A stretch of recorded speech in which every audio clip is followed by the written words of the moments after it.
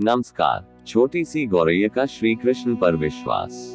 कुरुक्षेत्र में युद्ध क्षेत्र को विशाल सेनाओं के आने जाने की सुविधा के लिए तैयार किया जा रहा था। उन्होंने हाथियों का इस्तेमाल पेड़ों को उखाड़ने और जमीन साफ करने के लिए किया। ऐसे ही एक पेड़ पर एक गौरैया अपने 4 बच्चों के साथ रहती थी। जब उस पेड़ को उखाड़ा जा रहा था तो उसका घोंसला जमीन पर गिर गया, लेकिन चमत्कारी रूप से उसकी संतानें अनहोनी से बच गई। लेकिन वो अभी बहुत छोटे होने के कारण उड़ने में असमर्थ थे। कमजोर और भयभीत गौरैया मदद के लिए इधर उधर देखती रही। तभी उसने कृष्ण को अर्जुन के साथ वहां आते देखा। वे युद्ध के मैदान की जांच करने और युद्ध की शुरुआत से पहले जीतने की रणनीति तैयार करने के लिए वहां गए थे। गौरैया चिड़िया ने सोचा अब कृष्ण ही बचा सकते हैं। उसने श्री कृष्ण के रथ को आते देखा और वो रथ तक पहुंचने के लिए अपने छोटे पंख फड़फड़ाए और किसी प्रकार श्री कृष्ण के पास पहुंची। हे कृष्ण, कृपया मेरे बच्चों को बचाए, क्योंकि लड़ाई शुरू होने पर कल उन्हें कुचल दिया जाएगा। वो तो अभी दुनिया देखे ही नहीं है।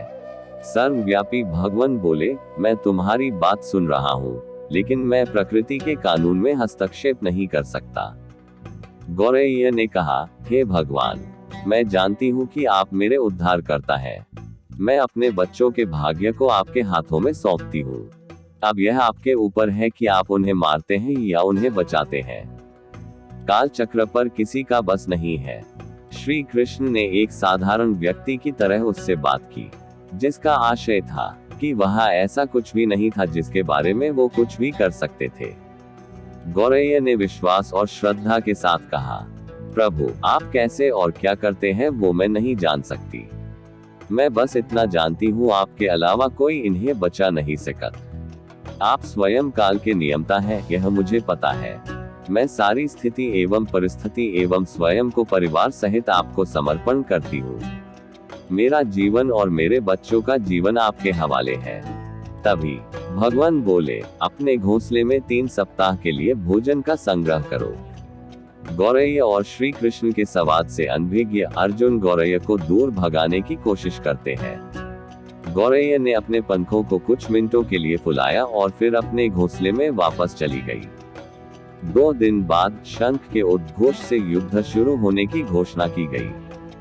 कृष्ण ने अर्जुन से कहा कि अपने धनुष और बाण मुझे दो। अर्जुन चौंका, क्योंकि कृष्ण ने युद्ध में कोई भी हथियार नहीं उठाने की शपथ ली थी। इसके अतिरिक्त अर्जुन का मानना था कि वही सबसे अच्छा धनुर्धर है। मुझे आज्ञा दें भगवान, अर्जुन ने दृढ़ विश्वास के साथ कहा, मेरे तीरों के लिए कुछ भी अभेद्य नहीं है। चुपचाप अर्जुन से धनुष लेकर कृष्ण ने एक हाथी को निशाना बनाया, लेकिन हाथी को मार के नीचे गिराने के बजाय तीर हाथी के गले की घंटी में जा टकराया और एक चिंगार सी तेज आवाज आई। अर्जुन ये देखकर अपनी हंसी नहीं रोक पाए कि कृष्ण ने एक आसान सा निशान चूक गए। क्या मैं प्रयास करूं? उसने स्वयं को प्रस्तुत किया। उसकी प्रतिक्रिया को नजरअंदाज करते हुए कृष्ण ने उन्हें धनुष वापस दिया और कहा कि कोई और कार्रवाई आवश्यक नहीं है। लेकिन केशव, आपने हाथी को क्यों तीर मारा? अर्जुन ने पूछा। क्योंकि इस हाथी ने उस गौरैया के आश्रय उसके घोंसले को, जो कि एक पेड़ पर था, उसको गिरा दिया था। कौन सी गौरैया? अर्जुन ने पूछा। इसके अतिरिक्त हाथी तो अभी स्वस्थ और जीवित है, केवल घंटी ही टूट कर गिरी है। अर्जुन के सवालों को खारिज करते हुए कृष्ण ने उसे शंख फूंकने का निर्देश दिया। युद्ध शुरू हुआ। अगले 18 दिनों में कई जानें चली गईं। अंत में पांडवों की जीत हुई। एक बार फिर कृष्ण अर्जुन को अपने साथ सुदूर क्षेत्र में भ्रमण करने के लिए ले गए। कई शव अभी भी वहां हैं जो उनके अंतिम संस्कार का इंतजार कर रहे हैं। जंग का मैदान गंभीर अंगों और सिर्फ बेजान सीढ़ियों और हाथियों से अटा पड़ा था। कृष्ण एक निश्चित स्थान पर रुके और एक घंटी जो कि हाथी पर बांधी जाती थी उसे देखकर विचार करने लगे। अर्जुन ने कहा, अब क्या आप मेरे लिए ये घंटी उठाएंगे और इसे एक तरफ रख देंगे? निर्देश बिल्कुल सरल था, परंतु अर्जुन के समझ में नहीं आया। आखिरकार विशाल मैदान में जहां बहुत सी अन्य चीजों को साफ करने की जरूरत थी, कृष्ण उसे धातु के एक टुकड़े को रास्ते से हटाने के लिए क्यों कहेंगे? उसने प्रश्नवाचक दृष्टि से उनकी ओर देखा। हाँ, ये घंटी, कृष्ण ने दोहराया, ये वही घंटी है जो हाथी की गर्दन पर पड़ी थी जिस पर मैंने तीर मारा था। अर्जुन बिना किसी और सवाल के भारी घंटी उठाने के लिए नीचे झुका।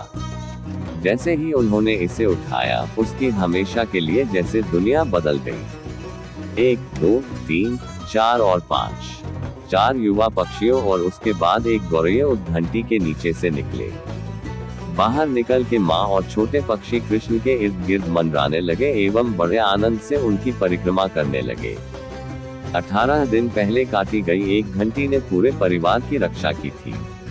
मुझे क्षमा करें हे कृष्ण, अर्जुन ने कहा, आपको मानव शरीर में देखकर और सामान्य मनुष्यों की तरह व्यवहार करते हुए मैं भूल गया था कि आप वास्तव में कौन हैं। आइए हम भी तब तक इस घंटी के नीचे विश्राम करें जब तक ये हमारे लिए उठाई ना जाए। कृपया करके इस चैनल को सब्सक्राइब कर लीजिएगा, तभी तो हमारी वीडियो आप तक सबसे पहले पहुंचेगी। धन्यवाद।